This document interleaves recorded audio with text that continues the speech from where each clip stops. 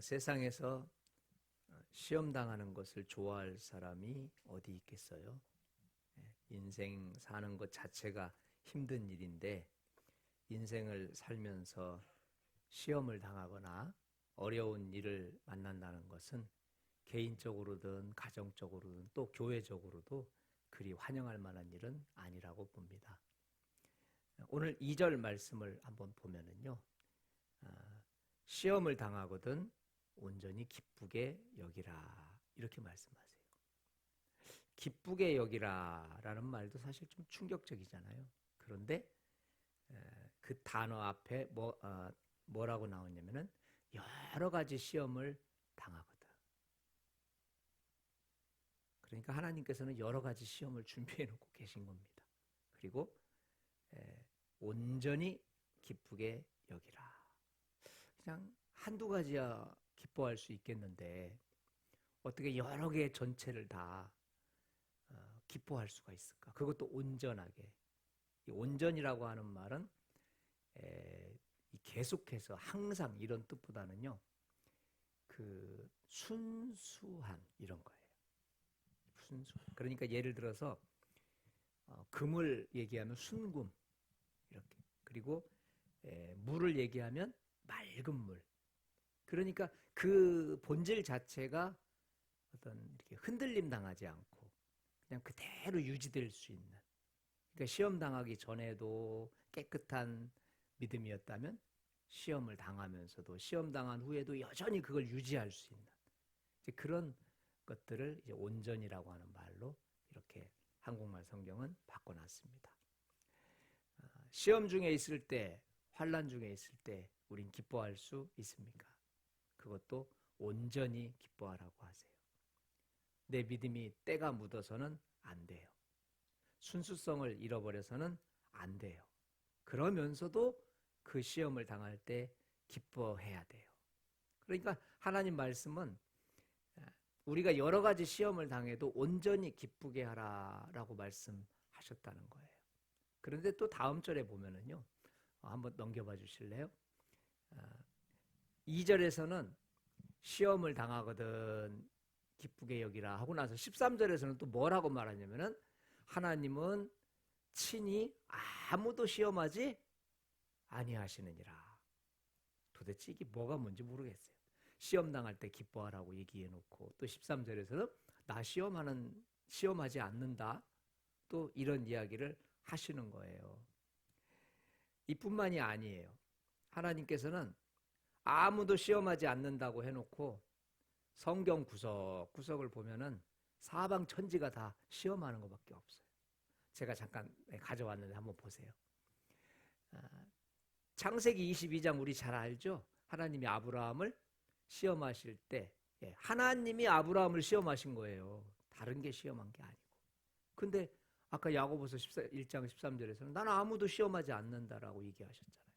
신명기서에도 보면은요. 주께서 그를 마사에서 시험하시고 시편에도 보니까 주님이 내 마음을 시험하십니다. 그리고 또 밑에 전도서에도 보니까 하나님이 그들을 시험하시리니. 도대체 시험이라는 말 어떻게 해석해야 될까? 된다고 얘기해 놓고 안 된다고 말해 놓고 그리고 계속해서 성경은 또 하나님이 시험하고 계신다라고 이야기를 해놓고 자 오늘 이 시험에 대한 문제를 다뤄보기 전에 욥기서를 한번 봐야 돼요. 왜냐하면 욥이 세 번 시험을 당하거든요. 근데 이 세 번 시험을 당하는 그 모습이 오늘 본문에서 나와 있는 그 모습과 정확히 일치해요. 왜 시험을 주신다고 해놓고 또 시험을 안 준다고 얘기하고 왜 또 다시 얘기하고 왜 이렇게 말씀하시는지 이제 그 시험이란 단어를 아주 정확하게 볼 수 있는 그 구절이 바로 욥기서거든요. 욥이라는 사람을 이제 하나님이 소개해 놓는데 그 사람은 1절에 보니까 온전하고 정직하여 하나님을 경외하고 악에서 어떻게 됐어요?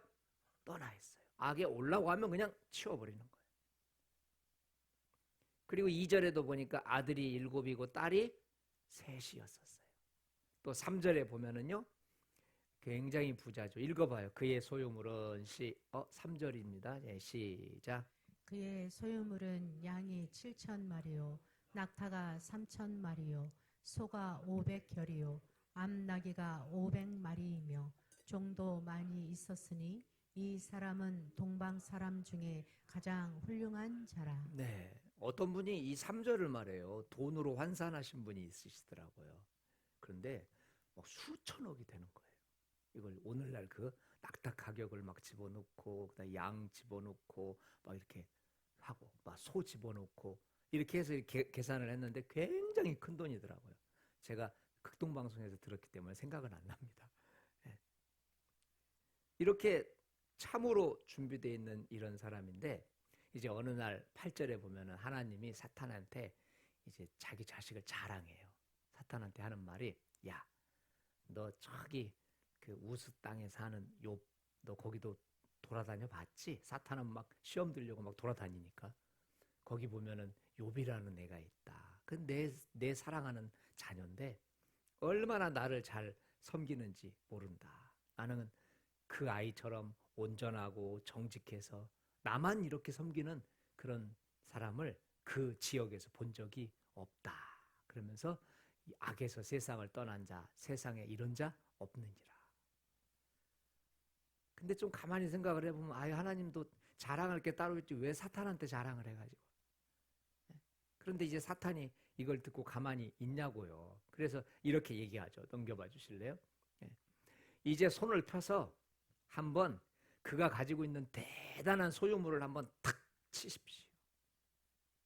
그러면 틀림없이 입에서 막 하나님 앞에 욕하면서 줬다가 뺏어가는 게 어딨냐고 막 할 겁니다. 그래서 하나님이 1장 12절에 보면은요. 좋아. 그러면 네가 하고 싶은 대로 해라. 다만 그의 목숨, 몸에는 손대지 마라. 그냥 그가 가지고 있는 모든 재산 이걸 한번 흔들어 봐라. 이제 이렇게 이야기를 딱 하시는 거예요. 이게 지금부터 이제 욥이 첫 번째 시험을 당하는 겁니다. 자, 한번 넘겨봐 주세요.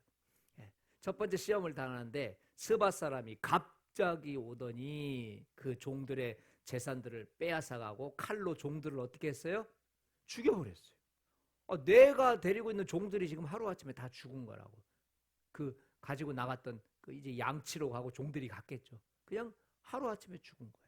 근데 그 일이 끝나기도 무섭게 17절에 또 나와. 이번에는 이제 갈대 사람들이 갑자기 오더니요. 낙타에게 달려들어가지고 그것을 빼앗으며 낙타를 지키던 종들을 또 어떻게 했어요? 죽였어요. 그리고 19절에 보니까 거친 바람이 콱 들어오더니 집 내 모퉁이를 쳐가지고 자기 자식들을 하루아침에 어떻게 했어요? 죽였어요. 이게 지금 사람이 당할 수 있는 게 아니죠. 어떤 분들 기도하면서 욥처럼 내가 고난을 당하나 그런 소리 하지 마세요. 여러분 그런 소리 하지 마세요. 어느 그 장로님께서 자기 아들 셋이 있는데 전쟁에서 셋을 다 잃어버렸어요. 그래가지고 그분은 평생 동안 눈물 없이는 못 사시는 분인데 그분이 막 울면서 평생 그분은 기쁨이 없었대요. 그래서 목사님이 이렇게 듣더니 장로님 오늘은 제가 장로님께 긴히 드릴 말씀이 있다고. 장로님이 정말 욥처럼 고난을 당하셨냐고. 그러면서 이 이야기를 쫙 해줬어요. 장로님만큼 재산이 많은 사람이 어디 있고 장로님만큼 지금 복받은 사람이 어디 있냐. 그러면서 얘기를 했는데 이 장로님이 그때 큰 깨달음을 얻으시고 그렇구나. 내가 교만했구나. 내가 세 아들을 다 잃어버렸다는 그것 때문에 나는 욥처럼 되는 줄 알았더니 욥은 지금 상상을 초월하는 고통을 당했구나. 그러면서 생각을 바꾸셨다는 그런 예화가 있어요. 여러분 1장은 욥이 가진 재물과 종들과 욥의 자녀들을 다 한꺼번에 빼앗기고 죽임을 당하는 장면이 나오죠. 그 마지막 그가 말하기를요. 요 1장 20절 쪽에 가보면은요. 그가 범죄하지 아니하고 하나님을 향하여 원망하지 아니하였더라. 첫 번째 시험에서 이렇게 잘 통과한 거예요. 그런데 이제 두 번째 시험이 시작돼요. 두 번째 시험은 뭐냐면은 이제 하나님께서 또 자랑하시는 거예요. 어떠냐? 네가 그 많은 재산 다 송두리째 가져갔지만 아무 문제 없이 나를 이렇게 높이고 예배하고 있지 않느냐. 그랬더니 이제 사탄이 이번에는 이렇게 말해요. 주님의 손을 펴서 그의 뼈와 살을 치소서. 그리하면 그가 주를 향하여 욕하지 않겠습니까? 그래서 하나님께서 또 허락을 해줘요. 그래, 가서 한번 네가 원하는 대로 해봐라. 근데 생명을 죽이진 마라. 한번 죽기 전까지 네가 하고 싶은 대로 해봐라. 그랬더니 이제 사탄이 우리 다음 절 적어왔던 것 같아요. 자, 읽어봅시다. 시작. 사탄이 욥을 쳐서 그의 발바닥에서 정수리까지 종기가 나게 한지라.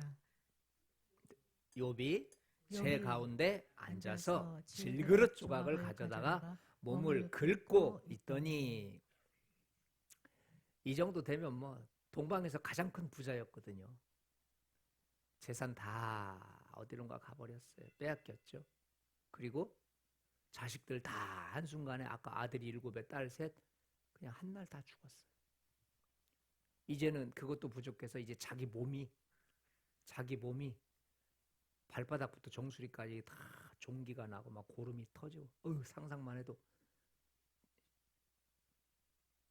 얼마나 가려웠던지. 제 가운데 그때 뭐 습진제가 있었겠어요. 막 제 가운데 이렇게 가가지고 막 긁고 기왓장으로 안 되니까 막. 그랬더니 2장 9절에 가면은 그 아내가 이런 말을 해요. 당신이 그래도 자기의 온전함을 굳게 지키느냐, 하나님을 욕하고 그냥 죽으라.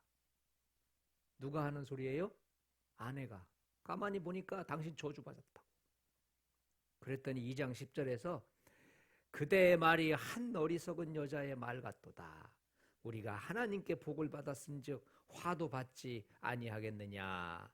이 모든 일에 욥이 입술로 범죄하지 아니하니라.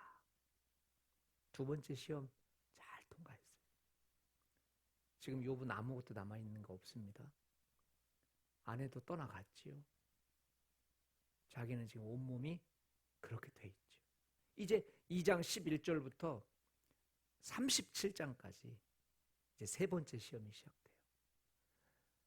와, 여러분, 욥기서가 42장까지 있거든요.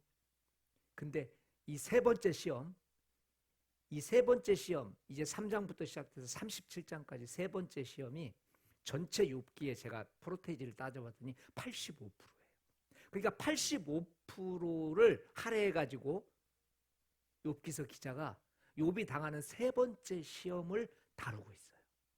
여기서 욥은 세 친구가 이렇게 찾아와요. 제가 적어왔던 것 같은데요.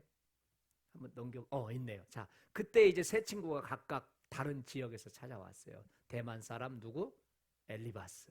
수아 사람 빌닷. 나아마 사람 소발. 이렇게 세 사람이, 엘리바스, 빌닷, 소발이라고 하는 사람이 찾아온 이유는 뭐죠? 욥을 위문하고 욥을 위로하기 위해서 좋은 뜻으로 찾아왔어요. 밤낮 7일 동안 아무 얘기 안 하고 욥 옆에 있었어요. 여러분, 7일 동안 함께 있을 정도면 이 보통 친구들은 아니죠. 근데 이제 이 세 친구들과 함께 대화를 하고 이야기를 하면서 욥의 멘탈이 완전히 정신세계가 무너져 버립니다. 그래서 이 3장부터는 치열한 전쟁이 시작되는데, 욥을 위문하러 오고 욥을 위로하러 왔다가 나중에는 욥의 신앙 전체를 망가뜨려 버립니다. 그래서 7장에 보니까 밤마다 온몸이 뼛속까지 쑤셔서 밤새 이리 뒤척 저리 뒤척하면서 욥은 아침이 오기만을 기다리고 있어요. 잠을 못 자니까 저녁이 싫은 거예요. 19장에 가봤더니 살이 뼈에 붙어가지고 가죽만 남아있다는 표현을 해요. 16장 20절에 봤더니 욥은 이런 욥의 모습을 보면서 조롱하는 이야기가 나와요. 19장 18절에 보니까 지나가던 어린 아이들이 욥에게 막 이렇게 업신여기고 막 이렇게 함부로 해요. 그 이상한 사람이 지나다니니까. 뼈만 남았지, 온몸에선 고름이 터져 있지, 뭐 가진 건 아무것도 없지. 이거 뭐 어떻게. 17장에 가봤더니 지나가던 사람들은 그에게 침까지 뱉었다고 나와요. 그의 얼굴이 붉어지기까지 하나님을 향해서 눈물을 향해서 흘리는 고백이 나오는데요. 16장 19장에서 나와. 주께서 나를 꺾고 다시 꺾고 용사같이 내게 달려드시고, 하나님이 그렇게 나를 꺾어버리더니 하나님이 용사처럼 나를 달려드시더래. 내가 적도 아닌데 군대가 일제히 와서 공격하듯이 나를 치심으로 내 소망이 나무 뿌리 뽑히듯 뽑혔습니다. 완전 갈 때까지 간 거예요. 얼마나 괴로우면, 얼마나 고통스러우면 그 천하의 욥이 멘붕이 완전히 이 정신세계, 신앙세계가 망가져버린 거예요. 그토록 단단했던 욥의 믿음이 무너지는 모습을 3장부터 37장까지 계속해서 이 욥기서 기자는 드러내놓고 있어요. 드러내는다고. 사랑하는 성도 여러분, 왜 이렇게 목사님이 욥 얘기만 하시나? 오늘 욥의 모습을 자세히 살펴보면 오늘 다루려고 하는 그 시험이란 단어가 그 세 가지가 다 여기에 등장해요. 욥이 당했던 첫 번째 시험, 두 번째 시험, 세 번째 시험이 다 오늘 다루려고 하는, 왜 앞에서 시험 안 한다고 하셨다가 왜 시험한다고 하셨다가 왜 갑자기 또 이렇게 바꾸시고 이러실까? 우리 한 절만 넘겨봐 주실래요?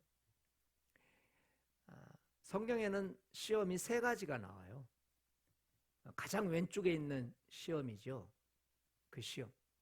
하나님께서 뭔가 사람에게 일을 맡겼단 말이에요. 근데 일을 맡겼는데 지금 이놈이 잘하고 있나? 그래서 이걸 한국말에서는 시험으로 테스트, 영어로 하면 테스트, 중간고사 보는 거예요. 그러니까 이런 사람들은 대부분 시험의 대상이 누구겠어요? 목사님들이겠죠. 이거 사명 잘 감당하나? 장로님이겠죠. 이거 직분 줬는데 잘 할 수 있나? 또 선교사님들, 어떤 나라를 줬는데 제대로 할 수 있을까? 그리고 교회의 큰 일을 맡은 중직자들이나 책임자들. 창세기 22장 1절에 보면 아브라함에게 아들을 바치라는 이야기. 아유, 이거 그렇죠? 다른 사람에게 하면 다 도망가는 거예요. 누구한테 했으니까 안 도망갔죠? 아브라함이니까. 아브라함은 큰 일을 해야 될 사람이니까. 다른 사람 같았으면 다 큰일 났죠. 만약에 하나님이 이 시험을 테스트로 해버렸으면 큰일 나는 겁니다. 그리고 신명기에서 8장 2절에 보면은요, 하나님이, 저 밑에 참고 성경이라는 거예요. 8장 2절에 하나님이 이스라엘 백성들을 시험하세요. 가나안 땅에 들어갈 만한지 안 한지 40년 동안 계속 흔들어 보시고 시험하세요. 근데 실패했죠. 그리고 역대하 32장에 보면은 히스기야 왕을 하나님이 시험하세요. 아수르가 쳐들어오고 그래서 적국의 손에서 건져내세요. 그리고 죽을 병에 걸렸잖아요. 그 죽을 병에서 또 고쳐주세요. 이 히스기야가 왕으로서 내 나라를, 하나님의 나라를 지켜낼 만한가 계속 저울질하고 계시죠. 이 테스트입니다. 그 다음에 두 번째는요, 가운데 한번 보세요. 똑같은 시험으로 해놨어요. 이거는 그 트라이얼인 한국말로 하면 시련 정도가 좋아요. 시련. 이거는 뭐냐면은 모든 성도들에게 다 오는 거예요. 목적은 무엇이냐? 하나님의 형상을 닮아가도록, 그리고 믿음이 탄탄해지도록 하는 시험이에요. 오늘 본문의 1장 2절부터 4절은 다 가운데 겁니다. 가운데 거. 야고보서 1장 2절부터 4절까지, 그 다음에 1장 12절이 또 여기에 나와요. 또 로마서 말씀이에요. 그리고 또 똑같은 시험이 있어요. 끝에 겁니다. 이 시험은 하나님이 주신 시험이 아닙니다. 이건 사탄이 주는 시험이에요. 사탄이 주는 시험. 그래서 사탄이 우리를 넘어뜨리기 위해서 찾아오는 거예요. 이건 템프테이션이니까 시험이라고 번역하는 것보다는 굳이 한다면 유혹이라고 해야 돼요. 혹은 미혹. 이게 바로 아까 말한 1장 13절부터 15절이에요. 이제 왜 시험한다고 했다가 시험한다고 안 했다가 왜 이러시는지. 자, 우리 한번 찾아볼까요? 성경은 안 가져왔어요. 자, 성경책 한번 봅시다. 1장 13절부터 15절 한번 같이 읽어봐요. 자, 찾으셨죠? 같이 읽어봅시다. 시작.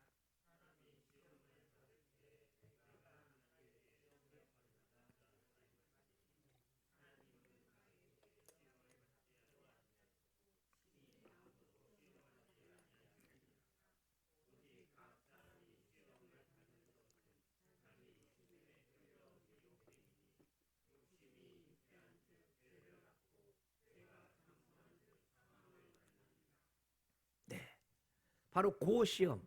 하나님은 그 시험에서는 하나님은 아무도 시험하지 않으신다. 근데 그거를 좀 이렇게 살짝 바꿔놨어야죠. 뭐라고? 사탄의 유혹 이렇게. 하나님은 유혹을 믿기를 우리에게 보내주시지 않는다. 그러니까 이런 사람들은, 그러니까 이 세 번째 시험에 넘어가는 사람들은 이 몸에 욕심이 있는 사람들, 몸에 정욕이 있는 사람들, 이런 사람들은 하나님께서 사탄의 시험을 통해서 네가 욕심이, 네 마음속에 욕심이 있고 정욕이 있다는 것을 외부적으로 이렇게 들추어 버리십니다. 근데 그걸 본인이 빨리 알아야 돼요. 근데 그걸 가지고도 막 십자가 지고 있습니다. 십자가 이러면 안 됩니다. 그거는 하나님이 주신 게 아니라니까요. 욕심 때문에 당하는 거라니까. 그걸 덥석 잡아버린 거라니까요. 역대상 22장, 여기 22장에 보면은 사탄이 다윗의 마음을 충동질했다고 나와요. 인구조사할 때. 자기가 왕이 되고 나서 얼마나 대단하게 백성들이 늘었나, 이 나라가 얼마나 부흥했나 보려고 인구조사를 해요. 하나님은 인구조사하라고 한 적 없거든요. 그래서 자기의 그 권세와 영광을 이렇게 탁 드러냅니다. 정욕이죠. 그리고 창세기 3장에 보면 여러분 잘 아는 하와 아시죠? 아담과 하와가 선악과를 따먹어요. 왜요? 하나님처럼 되려고. 그거 고쳐야 되거든. 하나님처럼 되려고. 그 교만함이거든. 이거 가지고 있는 성도님들은 큰일 나요. 그거 하나님이 하시는 거 아니에요. 제가 그 신학교 다닐 때 그때 아무개 목사가 있었는데 그 목사님이 참 능력이 있으시더라고요. 그래서 저는요 그 목사님처럼 되고 싶더라고요. 그 목사님처럼. 그래서 막 나도 그분처럼 막 이렇게 성경도 보고 막 기도도 하고 막 이렇게 연구도 하고. 근데 그런 것들이 내 안에 있는 욕심이나 어떤 개인적인 탐심에 의해서 이게 적나라하게 드러나요. 적나라하게. 하나님은 그렇게 들추어 내시는 것이죠. 근데 그거는 사탄이 하는 겁니다. 자기 꾀에 자기가 속아가지고. 그거 가지고 막 하나님은 왜 이렇게 시련을 주십니까? 이러면 안 됩니다. 하나님이 하라고 했을 때 잘못되고 망한 것은 좋은 거예요. 근데 하나님은 그런 얘기를 하신 적이 없는데 자기가 막 욕심 가지고 하다가 뭐가 잘못되고 이러면 막 회개기도 하고 이러면 안 돼요. 그거는 하나님께서 원치 않는 거예요. 이 시험은 그 시험과는 다른 거예요. 그러니까 이런 시험은 하나님이 주신다 안 주신다? 안 주세요. 이거는 유혹이라고 해야 되는데 성경은 13절에서 또 시험이라고 했기 때문에 여러분과 제가 보기에 힘들어요. 자, 이제 그럼 오늘 본문의 말씀은 바로 가운데 시험이라고 그랬어요. 하나님의 성품을 닮아가고 하나님의 영광을 드러내기 위해서 우리 안에 있는 것들이 더 성숙해지도록 하기 위해서 우리 속사람을 성장시키는 훈련 과정으로 주시는 시험입니다. 한번 넘겨봐 주시겠어요? 자, 3절과 4절을 한번 읽어봅시다. 자, 같이 읽어봐요. 시작. 이는 너희 믿음의 시련이 인내를 만들어내는 줄 너희가 알미라. 인내를 온전히 이루라. 이는 너희로 온전하고 구비하여 조금도 부족함이 없게 하려 함이라. 네, 3절과 4절에서 보면 3절에서 하고 싶은 말은 뭐냐면 여러 가지 시험 당하면 믿음의 시련으로 견뎌내야 된다는 거예요. 믿음의 시련. 다시 말해서 시련만 당하지 말라 이 말이요. 믿음으로 시련을 견뎌내라는 거예요. 그걸 성경은 믿음의 시련. 근데 보통 사람들은 고생만 해요. 시련만 당한다고. 시험만 당한다고. 계속 어려운 일 당하면 무엇으로 그걸 대처해야 돼요? 믿음으로. 하나님이 주신 시험이니 하나님께서 나를 지켜주실 것이다. 할렐루야. 하나님께서 나에게 이 문제를 주셨으니까 내 안에 있는 믿음으로 충분히 견뎌낼 수 있다. 이 믿음으로 시련을 해야 돼요. 그래서 믿음의 시련이 되는 거예요. 믿음의 시험이 되고. 근데 그냥 시련만 당해. 계속 상처만 받고 계속 억울한 일만 당하고 계속 가슴만 쳐. 그거는 하나님이 주신 시험과 대처 방법이 달라요. 그래서 3절에서는 시험이 여러 가지로 온다 할지라도 그 대처 방법은 뭐다? 믿음으로 시련을 대처하라는 거예요. 할렐루야. 그리고 4절에서 하고 싶은 말은 무엇이냐면 인내를 온전히 이루라 이런 말이에요. 그런데 여러분 저 3절과 4절을 정확하게 믿음의 시련으로 대체해서 인내를 온전히 이룬 인물이 딱 하나 있어. 그래서 야고보서에서는 마지막 5장에 가면은 그 인물을 쫙 소개해요. 너희 이런 사람 아니? 내가 말했던 어떤 고난 속에서도 믿음으로 실현당한 사람, 그리고 그가 마지막 시험을 마칠 때까지 인내했던 바로 그 사람, 내가 그 사람을 소개하마. 바로 5장 11절입니다. 보라, 소개하겠다, 그 얘기예요. 시작. 보라, 인내하는 자를 우리가 복되다 하나니 너희가 욥의 인내를 들었고 주께서 주신 결말을 보았거니와 주는 가장 자비하시고 긍휼히 여기시는 이시니라. 앞부분에서 욥은 친구들과 말다툼을 하면서 하나님 앞에 원망하는 신세가 됐잖아요. 근데 그걸로 끝나버렸다면 욥기서가 무슨 의미가 있겠어요. 근데 욥은 이제 38장에서 넘어가면서 38, 39, 40, 41, 42장을 넘어가면서 거기 보잖아요. 욥의 결말을 보았거니. 이제 결말을 봐야 될 거 아닙니까? 정말 원망하다가 끝나버린 건지, 재산 다, 자녀들 다 망가지고 자기 온몸 만신창이 된 걸로 끝나버린 건지, 아니면 정말로 믿음으로 실현으로 대처했더니 하나님의 해피엔딩으로 마지막을 정말 하나님 방법으로 이끌어 갔던지, 이제 결말을 한번 보라는 거예요. 결말. 그럼 우리도 한번 결말을 봅시다. 넘겨봐 주세요. 자, 42장이 결말입니다. 마지막 장입니다. 욥이 여호와께 말하는 거예요. 하나님, 내가 이제 알았어요. 내가 원망불평 그렇게 했지만 나는 깨닫지도 못한 말을 했어요. 나는 알 수도 없고 헤아릴 수도 없는 어려운 일을 주님, 제가 말했습니다. 왜냐하면 욥이 막 원망불평하니까 하나님이 찾아오셔가지고요, 너 저기 태평양 밑에 뭐가 있는 줄 아니? 물어보세요. 너 저 네 집 앞에 있는 산에 몇 그루의 나무가 있는 줄 아니? 하늘에 우박 창고의 문을 열어서 겨울이면 우박이 떨어질 때 너 그거 본 적 있니? 너 바다에 수많은 동물 수천 종의 종류가 있는데 네가 그들을 다 만들었니? 그러면서 욥을 쪼목쪼목 하면서 계속해서 욥으로 하여금 두 손 기부업하게 만들어요. 그리고 나서 욥이 42장에 이제 여호와께 대답하여 이르되, 그 말은 41장에서 뭔가 질문하신 것이죠. 바로 이 질문을 한 거예요. 너는 아느냐? 너는 깨닫고 있느냐? 너는 세상의 이치를 알고 있느냐? 그러니까 나는 아무것도 깨달은 것이 없어요, 주님. 그냥 너무 힘들어서 불평했을 뿐이에요. 나는 주님이 어떻게 일하시는지 알 수도 없고 주님의 방법을 헤아릴 방법이 없어요.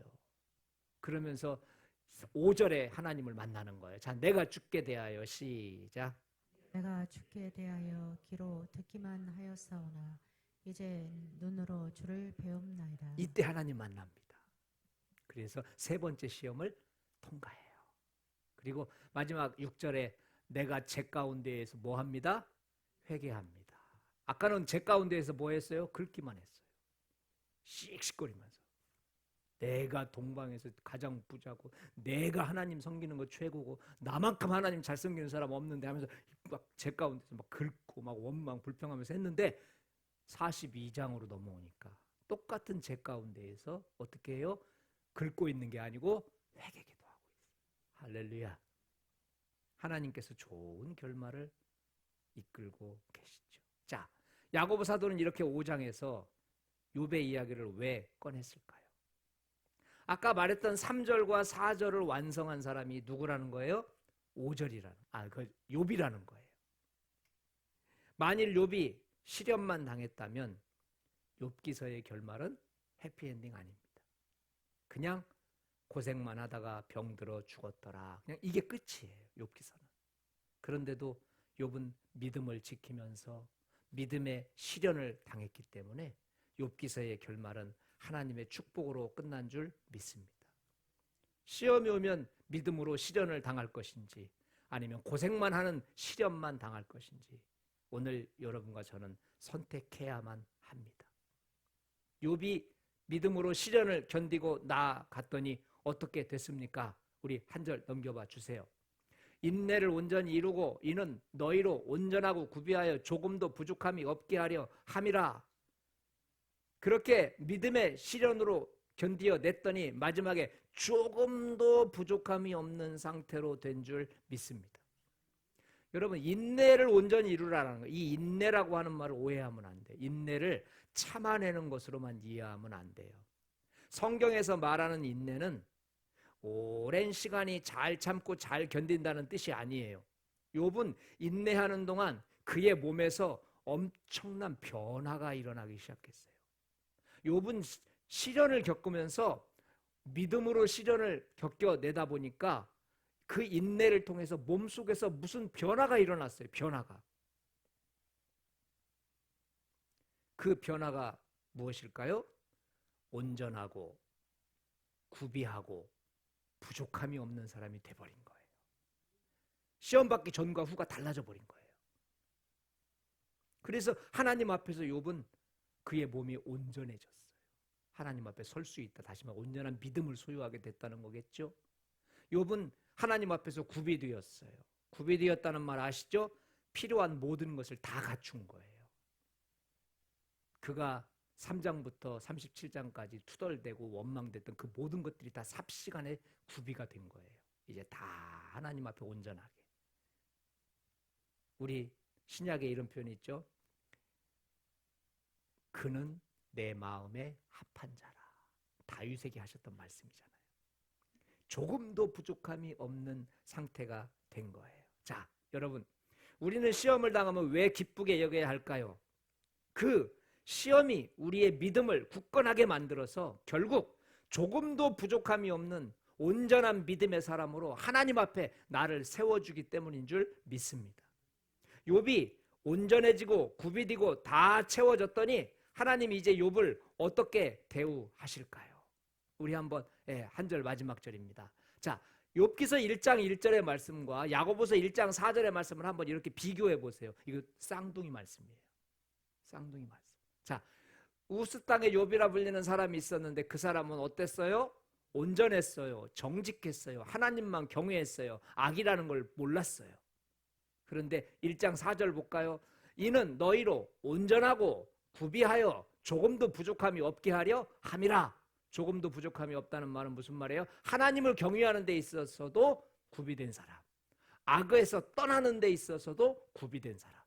결국 욥기서 1장 1절 말씀과 야고보서 1장 4절 말씀은 쌍둥이 말씀인 거예요. 하나는 구약으로 표현해놨고 하나는 신약으로 표현해놨을 뿐이에요. 사랑하는 여러분, 성경의 욥만큼은 아니지만 우리에게도 여러 가지 시험거리들이 와요.